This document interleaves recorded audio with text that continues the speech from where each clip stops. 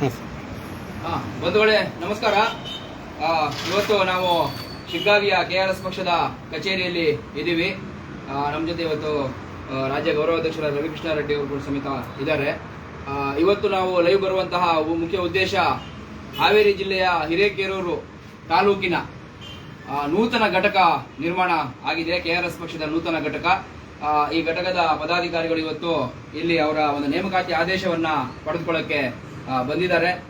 ನಿಮಗೆಲ್ಲ ಗೊತ್ತಿದೆ, ಇಡೀ ರಾಜ್ಯದಲ್ಲಿ KRS ಪಕ್ಷ ಜಿಲ್ಲೆಯಾದ್ಯಂತ, ತಾಲೂಕುಗಳಾದ್ಯಂತ, ಗ್ರಾಮ ಮಟ್ಟದವರೆಗೂ ಕೂಡ ಘಟಕಗಳನ್ನ ಮಾಡ್ತಾ ಅಲ್ಲಿನ ಜನರ ಸಮಸ್ಯೆಗಳನ್ನ ತೆಗೆದುಕೊಂಡು ಬಗೆಹರಿಸ್ತಾ ಒಂದು ನೈಜ ಮತ್ತೆ ಒಂದು ಪ್ರಾಮಾಣಿಕ ರಾಜಕೀಯ ಪಕ್ಷವಾಗಿ ಹೊರಹೊಮ್ಮತಾ ಇರುವಂತಹ ಪಕ್ಷ ಇದು.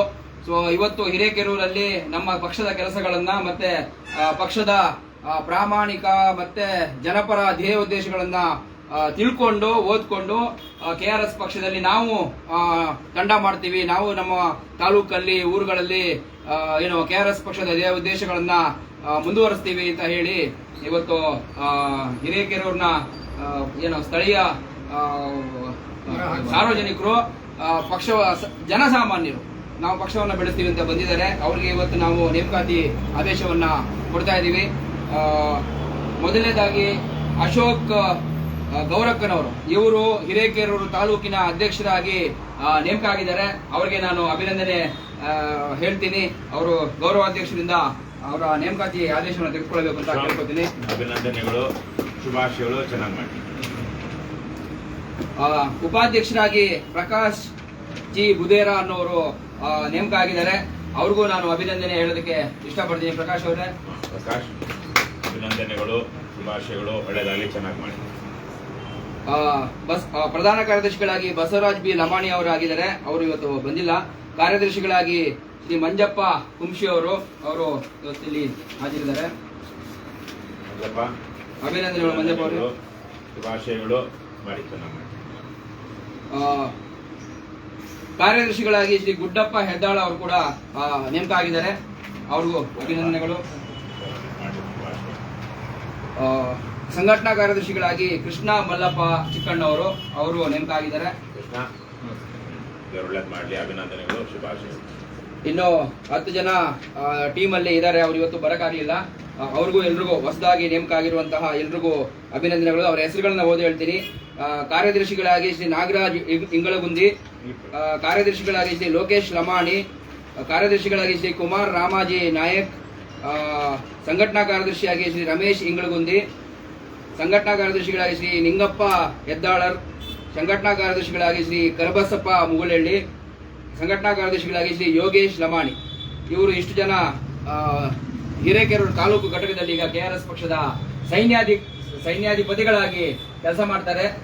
ನೀವೆಲ್ಲರೂ ತಾಲೂಕಿನಾದ್ಯಂತ ಪಕ್ಷವನ್ನ ಸಂಘಟನೆ ಮಾಡಬೇಕು, ಪಕ್ಷದ ಧ್ಯೇಯೋದ್ದೇಶಗಳ ಬಗ್ಗೆ ಅರಿವು ಮೂಡಿಸಬೇಕು, ಹೆಚ್ಚು ಜನರ ಮೆಂಬರ್ಶಿಪ್ ಮಾಡಬೇಕು, ಇಡೀ ತಾಲೂಕಿನಲ್ಲಿ KRS ಪಕ್ಷದ ಸದ್ದು ಮಾಡಬೇಕು. ಮಾಡ್ತೀರಾ? ಇವ್ರನ್ನೆಲ್ಲ ಉದ್ದೇಶಿಸಿ ರಾಜ್ಯ ಗೌರವಾಧ್ಯಕ್ಷರು ಮಾತಾಡಬೇಕು ಅಂತ ನಾನು ಕೇಳ್ಕೊತೀನಿ. ಬಂಧುಗಳೇ ನಮಸ್ಕಾರ. ಹಿರೇಕೆರೂರು ಶಿವಮೊಗ್ಗ ಜಿಲ್ಲೆಯ ಜೊತೆಗೆ ಗಡಿ ಹಂಚಿಕೊಂಡಿರುವಂತಹ ಹಾವೇರಿ ಜಿಲ್ಲೆಯ ಒಂದು ತಾಲೂಕು. ಒಂಥರ ಮಲೆನಾಡು, ಅರೆಮಲೆನಾಡು ಪ್ರದೇಶ ಇರುವಂತಹದ್ದು. ಸಾಕಷ್ಟು ಅಲ್ಲಿ ಕೃಷಿ ಇದೆ, ಅದೇ ತರಹಕ್ಕೆ ಅರಣ್ಯ ಭೂಮಿ ಸೇರಿದಂತೆ ಬೇರೆ ಬೇರೆ ರೀತಿಯ ಸರ್ಕಾರಿ ಭೂಮಿಗಳು ಇದೆ. ಬಹಳಷ್ಟು ವರ್ಷಗಳಿಂದ ಈ ಭಾಗದಲ್ಲಿ ಸಾಗರದಿಂದ ಹಿಡಿದು ಇಲ್ಲಿ ಸಿದ್ದಾಪುರ, ಹಿರೇಕೆರೂರು, ಚನ್ನಗಿರಿ ಇಂಥ ಹಲವಾರು ಕಡೆಗಳಲ್ಲಿ ಈ ಅರೆಮಲೆನಾಡು ಪ್ರದೇಶದಲ್ಲಿ ಅರಣ್ಯ ಭೂಮಿಯಲ್ಲಿ ಉಳುಮೆ ಮಾಡ್ತಾ ಬಂದಂತಹ ರೈತರಿಗೆ ಸರ್ಕಾರ ಯಾವುದೋ ಒಂದು ಸಂದರ್ಭದಲ್ಲಿ ಉಳುಮೆ ಮಾಡ್ಕೊಳ್ಳಿ, ಹೆಚ್ಚು ಆಹಾರ ಬೆಳೀರಿ ಅಂತ ಹೇಳಿ ಅವಕಾಶ ಮಾಡಿಕೊಟ್ಟಿತ್ತು. ಅಂತ ಅವಕಾಶ ಮಾಡಿಕೊಟ್ಟಿದ್ರು ಅವರಿಗೆ ಸರಿಯಾಗಿ ಹಕ್ಕುಪತ್ರಗಳನ್ನ ಕೊಟ್ಟಿಲ್ಲ. ಈ ತರದ ಹಲವಾರು ಸಮಸ್ಯೆಗಳು ಆ ಭಾಗದಲ್ಲಿದೆ. ಸಾಕಷ್ಟು ಸಮೃದ್ಧವಾದಂತಹ ನೆಲ ಮತ್ತು ಜಲ ಇರುವಂತಹ ಭೂಪ್ರದೇಶ. ಬಹುಶಃ ನಮ್ಮ ಹಾವೇರಿ ಜಿಲ್ಲೆಯಲ್ಲಿ ಹಾನಗಲ್ಲು, ಹಿರೇಕೆರೂರು ಇವೆಲ್ಲ ಅರೆಮಲೆನಾಡು, ಮಲೆನಾಡು ಪ್ರದೇಶಗಳು. ಸಾಕಷ್ಟು ಕೃಷಿ ಮೇಲೆ ಅವಲಂಬಿತರಾಗಿರುವಂತವರು. ಆದರೆ ಅವರ ಸಮಸ್ಯೆಗಳು ಬೇರೆ ಕಡೆ ಇದ್ದಾಗೆ ಅಲ್ಲೂ ಇದೆ. ಲಂಚ, ಭ್ರಷ್ಟಾಚಾರ.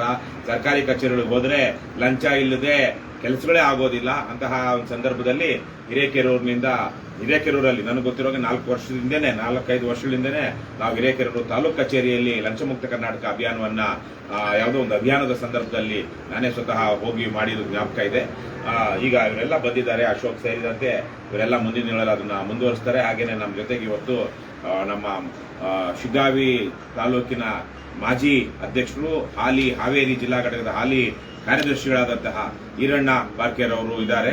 ಅವರು ಸಹ ಮುಂದಿನ ದಿನಗಳಲ್ಲಿ ಈ ಭಾಗಗಳಿಗೆಲ್ಲ ಹೋಗಿ ಆದಷ್ಟು ಬೇಗ ಒಂದಷ್ಟು ಜನಜಾಗೃತಿ ಅಭಿಯಾನಗಳನ್ನ, ಲಂಚಮುಕ್ತ ಕಾರ್ಯಕ್ರಮ ಏನು ನಾವು ಬೇರೆ ಬೇರೆ ಅಭಿಯಾನಗಳನ್ನ ಮಾಡ್ತಾ ಇದ್ದೀವಿ ಬೇರೆ ತಾಲೂಕುಗಳಲ್ಲಿ, ಆ ಥರ ಕಲ್ಲು ಮಾಡೋದಕ್ಕೆ ನಾನು ಅವರಿಗೆಲ್ಲರಿಗೂ ಮನವಿ ಮಾಡ್ತೀನಿ. ಹಿರೇಕೆರೂರು ತಾಲೂಕಿನ ಅಧಿಕಾರಿಗಳು ಇಷ್ಟು ದಿನಗಳಲ್ಲಿ KRS ಪಕ್ಷದವರು ಆಗಾಗ ಈಗಾಗ ಬರ್ತಾ ಇದ್ರು, ಆದ್ರೆ ಮುಂದಿನ ದಿನಗಳಲ್ಲಿ ನಿರಂತರವಾಗಿ ಬರ್ತಾರೆ. ಅದು ಕೃಷಿ ಇಲಾಖೆ ಇರಬಹುದು, ಕಂದಾಯ ಇಲಾಖೆ ಇರಬಹುದು, ರೈತರ ಜೊತೆಗೆ ಕೆಲಸ ಮಾಡುವಂತ ಎರಡೂ ಇಲಾಖೆಗಳು. ಕಂದಾಯ ಇಲಾಖೆ ಅನೇಕ ಸಮಸ್ಯೆಗಳಿದೆ, ಆದ್ರೆ ರೈತರ ಹಕ್ಕುಗಳನ್ನ, ಕಂದಾಯ ಸರ್ಕಾರಕ್ಕೆ ಕಂದಾಯ ಕಟ್ಟುವಂತಹ ಭೂಮಿ ಇರುವಂತಹ, ಕೃಷಿ ಭೂಮಿ ಇರುವಂತಹ ಜನರ ಜೊತೆಗೆ ಕಂದಾಯ ಇಲಾಖೆ ಅಧಿಕಾರಿಗಳು ಸೇರಿ ಕೆಲಸ ಮಾಡಲಿಲ್ಲ ಅಂದ್ರೆ, ಮತ್ತೆ ಕೃಷಿಗೆ ಉತ್ತೇಜನ ಕೊಡುವಂತೆ, ಕೃಷಿಯಲ್ಲಿ ಇರುವಂತಹ ಸಮಸ್ಯೆಗಳನ್ನ ತಿಳಿದುಕೊಂಡು ಪರಿಹಾರ ಕೊಡುವಂತಹ ನಿಟ್ಟಿನಲ್ಲಿ ಕೃಷಿ ಇಲಾಖೆ ಅಧಿಕಾರಿಗಳು ಕೆಲಸ ಮಾಡಲಿಲ್ಲ ಅಂದ್ರೆ, ಮುಂದಿನ ದಿನಗಳಲ್ಲಿ ನಿಮ್ಮನ್ನ ಕೇಳುವಂತಹ ಜನ ಈಗ ಹಿರೇಕೆರೂರಲ್ಲಿ ಸಿದ್ಧವಾಗಿದ್ದಾರೆ. ಗ್ರಾಮ ಪಂಚಾಯಿತಿಗಳಲ್ಲಿ ವಿವಿಧ ಇಲಾಖೆಗಳಲ್ಲಿರುವಂತಹ ಜನ, ನೀವು ಹಿಂದೆ ಮಾಡ್ತಿದ್ದ ಹಾಗೇನೆ ಭ್ರಷ್ಟಾಚಾರ, ಅದಕ್ಷತೆ ತೋರಿಸಿದ್ರೆ ಕರ್ನಾಟಕ ರಾಷ್ಟ್ರ ಸಮಿತಿ ಪಕ್ಷದ ಸೈನಿಕರು ನಿಮ್ಮನ್ನ ಹಿರೇಕೆರೂರಲ್ಲಿ ಪ್ರಶ್ನಿಸ್ತಾರೆ. ಈ ಮೂಲಕ ನಾನು ಅವರಿಗೆ ಎಚ್ಚರಿಕೆಯನ್ನ ಕೊಡ್ತಾ ಇದ್ದೀನಿ.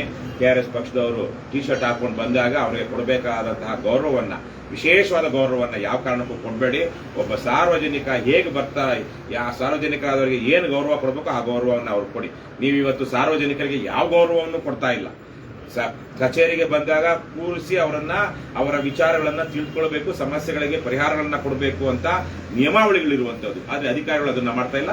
ಆದ್ರೆ KRS ಪಕ್ಷದ ಟಿ ಶರ್ಟ್ ಹಾಕೊಂಡು ಹೋದಾಗ ಅದನ್ನ ವಿಶೇಷವಾಗಿ ಮಾಡ್ತಾರೆ ಅನೇಕ ಕಡೆಗಳಲ್ಲಿ. ಆದ್ರೆ KRS ಪಕ್ಷದವ್ರಿಗೆ ಅಷ್ಟೇ ಅಲ್ಲ, ಪ್ರತಿಯೊಬ್ಬ ಜನಸಾಮಾನ್ಯನನ್ನು ನೀವು ಅದೇ ತರಹ ನೋಡ್ಬೇಕು.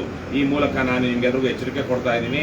ಮುಂದಿನ ದಿನಗಳಲ್ಲಿ ನಮ್ಮ ಪಕ್ಷದ ಸೈನಿಕರು ಹಿರೇಕೆರೂರು ಭಾಗದಲ್ಲೂ ಸಹ ಸಕ್ರಿಯವಾಗಿ ನಿಮ್ಮ ತಪ್ಪುಗಳನ್ನ, ನಿಮ್ಮ ಅದಕ್ಷತೆಯನ್ನ, ನಿಮ್ಮ ಅಪ್ರಾಮಾಣಿಕತೆಯನ್ನ ಪ್ರಶ್ನೆ ಮಾಡ್ತಾರೆ. ಈ ಕೂಡಲೇ ತಿಳ್ಕೊಳ್ಳಿ. ಬಹಳ ವಿಶೇಷ ನಿಮ್ಗೆ ಗೊತ್ತಿರಲಿ ಅಧಿಕಾರಿಗಳಿಗೆ, ರಾಜ್ಯದ ಅಧಿಕಾರಿಗಳಿಗೆ, ಇವತ್ತಿನ ಹಾಲಿ ಮುಖ್ಯಮಂತ್ರಿ ಸನ್ಮಾನ್ಯ ಶ್ರೀ DK ಶಿವಕುಮಾರ್ ಅವರು ಹೇಳ್ಬಿಟ್ಟಿದ್ದಾರೆ, 10 ರೂಪಾಯಿ ಕೂಡ ಯಾರಿಗೂ ಲಂಚ ಕೊಡಬೇಡಿ, ನನಗ್ ಫೋನ್ ಮಾಡಿ ಅಥವಾ ನಮ್ಮ ಇಲಾಖೆಗೆ ಫೋನ್ ಮಾಡಿ, ಯಾರಿಗೋ ಫೋನ್ ಮಾಡಿ ಅಂತಾರೆ.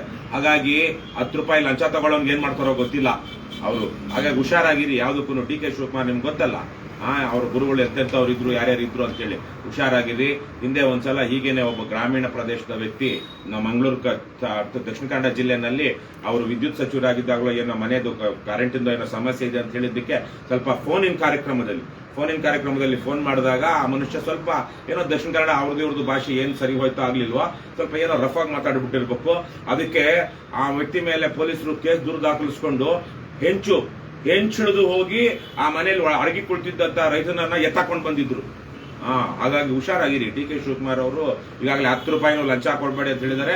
ಆ ಮೂಲಕ ಭ್ರಷ್ಟಾಚಾರ ಮುಕ್ತ, ಲಂಚ ಮುಕ್ತ ಕರ್ನಾಟಕ ನಮ್ಮ ಗುರಿ ಅಂತ ಅವರು ಹೇಳಿದ್ದಾರೆ. ಅದಕ್ಕೆ ನಾವು ಅವರ ಹೇಳಿಕೆಯನ್ನ ಸ್ವಾಗತಿಸ್ತಿದ್ವಿ, ಅವ್ರ ಜೊತೆಗೆ ನಿಲ್ತಾ ಇದ್ದೀವಿ. ಹಾಗಾಗಿ ನಾವಷ್ಟೇ ಅಲ್ಲ, ಕೇವಲ KRS ಪಕ್ಷದವರು ಅಷ್ಟೇ ಅಲ್ಲ, ರಾಜ್ಯದ ಮುಖ್ಯಮಂತ್ರಿ ಮತ್ತು ಅವರ ಪಕ್ಷದವರು ಸಹ ಇನ್ನು ಮೇಲೆ ಹಿರೇಕೆರೂರು ತಾಲೂಕಲ್ಲಿ ಮತ್ತು ರಾಜ್ಯದ ಬೇರೆ ಬೇರೆ ಭಾಗಗಳಲ್ಲಿ ಲಂಚಾವತಾರಕ್ಕೆ ಕಡಿವಾಣ ಹಾಕಲಿದ್ದಾರೆ. ಹುಷಾರಾಗಿರಿ. ಪ್ರಶ್ನೆ ಹಾಕೋಣವಾ? ಭ್ರಷ್ಟರೇ, ಪವಿತ್ರ ರಾಜಕಾರಣ ಬಿಟ್ಟು ತೊಲಗಿ, ನಾಡ ಪ್ರೇಮಿಗಳೇ, ರಾಜಕಾರಣಕ್ಕೆ ಮುಂದಾಗಿ ಲಂಚ ಮುಕ್ತ ಕರ್ನಾಟಕ ನಿರ್ಮಿಸೋಣ, ಭ್ರಷ್ಟಾಚಾರ ಮುಕ್ತ ಕರ್ನಾಟಕ ನಿರ್ಮಿಸೋಣ, ಬಸವಣ್ಣನ ಕಲ್ಯಾಣ ಕರ್ನಾಟಕ ನಿರ್ಮಿಸೋಣ, ಕುವೆಂಪುರವರ ಸರ್ವೋದಯ ಕರ್ನಾಟಕ ನಿರ್ಮಿಸೋಣ, ಕರ್ನಾಟಕ ರಾಷ್ಟ್ರ ಸಮಿತಿ ಪಕ್ಷಕ್ಕೆ, KRS ಪಾರ್ಟಿಗೆ ಜಯವಾಗಲಿ. ಬಿಡುಗಡೆ ಭ್ರಷ್ಟರಿಂದ ಬಿಡುಗಡೆ. ಬೆಂಬಲಿಸಿ KRS ಬೆಂಬಲಿಸಿ, ವೋಟ್ ಮಾಡಿ, ಡೊನೇಟ್ ಮಾಡಿ, KRS ಗೆ ವೋಟ್ ಮಾಡಿ. ಕರ್ನಾಟಕ ರಾಷ್ಟ್ರ ಸಮಿತಿ ಪಕ್ಷಕ್ಕೆ, KRS ಪಾರ್ಟಿಗೆ ಜಯವಾಗಲಿ. ಕರ್ನಾಟಕ ಮಾತೆಗೆ ಜಯವಾಗಲಿ. ಕನ್ನಡ ಭುವನೇಶ್ವರಿಗೆ ಜಯವಾಗಲಿ. ಸಿರಿಗನ್ನಡಂ ಗೆಲ್ಗೆ, ಸಿರಿಗನ್ನಡಂ ಬಾಳ್ಗೆ. ಏನೇ ಆಗಲಿ ಒಳ್ಳೆಯದನ್ನೇ ಮಾಡಿ ಮಾಡುತ್ತಲೇ ಇರಿ. ಜೈ ಹಿಂದ್, ಜೈ ಕರ್ನಾಟಕ, ಜೈ ಕರ್ನಾಟಕ, ಜೈ KRS. ನಮಸ್ಕಾರ. ರವಿಕೃಷ್ಣ ರೆಡ್ಡಿ ಅವರಿಗೆ ಜಯವಾಗಲಿ. ರಘುಪತಿ ಭಟ್ ಸರಿಗೆ ಜಯವಾಗಲಿ. Thank you.